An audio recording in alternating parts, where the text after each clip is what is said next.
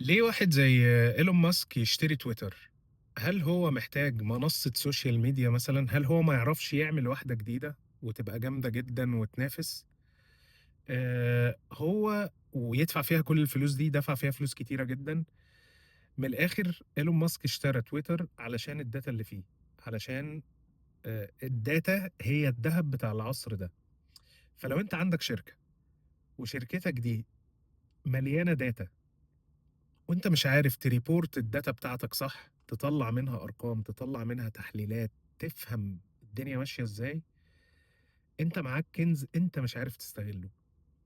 فلو أنت فعلًا عايز تستغل الbusiness بتاعك تودّيه في حتّة تانية، لازم يبقى عندك ERP system لو أنت الحجم بتاعك يسمح بده، لإن هو هيسهّل لك قراية الdata دي، وهيدّيك تحليلات وهيدّيك قرايات تسهّل عليك الدنيا وتسهّل عليك الbusiness بتاعك، ودي من أهم الحاجات في الERP.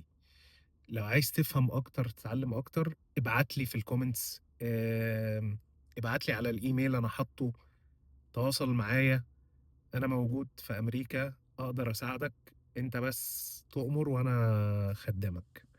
ما تنسوش بقى share like subscribe الحركات الحلوة دي.